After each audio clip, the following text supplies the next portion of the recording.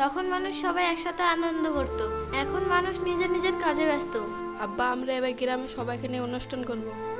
হ্যাঁ, সবাই একসাথে হলে গ্রামের পরিবেশ ভালো হবে। হ্যাঁ, আমি এটাই শুনতে চাইছিলাম।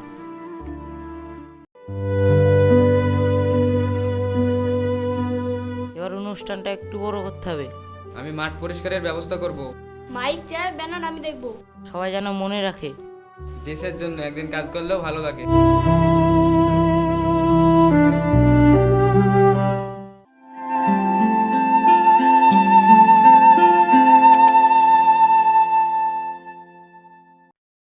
মা, স্বাধীনতা দিবসে কি রান্না হবে? খিচুড়ি, পায়েস আর আলুর দম করব। এত মানুষের জন্য একা রাঁধতে পারবে? তোমরা তো আছোই, আমরা সব কাজ ভাগ করে নেব। সংসার আর দেশ দুটো একসাথেই চললে শক্তিশালী হয়।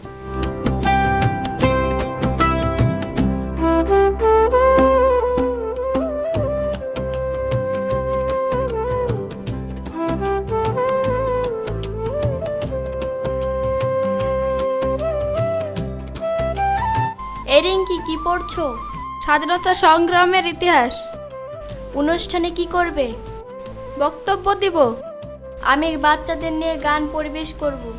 তাহলে আমাদের অনুষ্ঠান জমে যাবে। থাকো, বাড়ি গেলাম। ঠিক আছে তাহলে।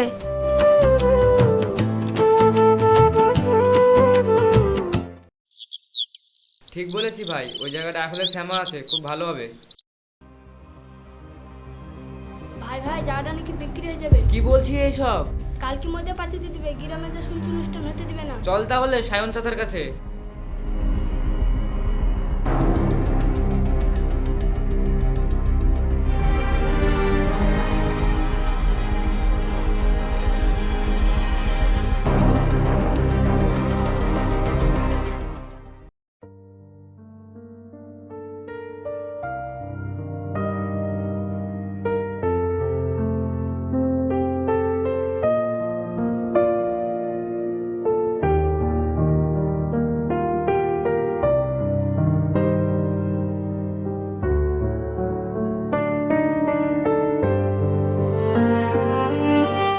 ভাই, আপনি নাকি ওই জায়গাটা কিনেছেন?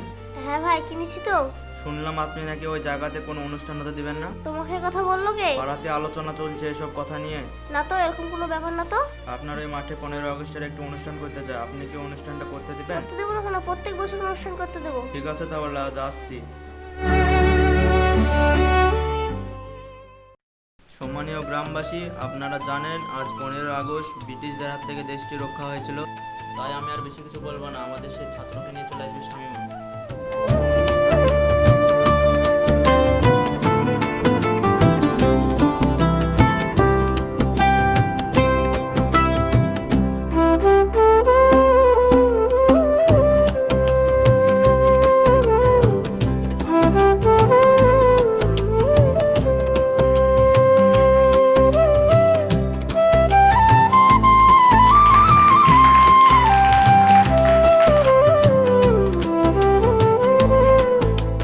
এবার আপনাদের সামনে গুরুত্বপূর্ণ বক্তব্য রাখছে রিঙ্কি।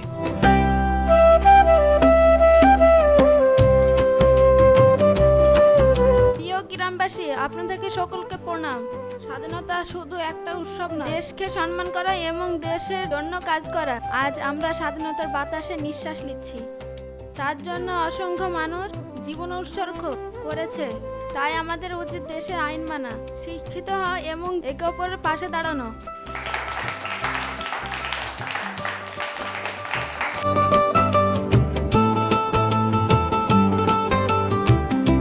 এবার পতাকা উত্তোলন করার জন্য আমাদের গ্রামের সভাপতি সাগর মশাইকে ডেকে নিচ্ছি।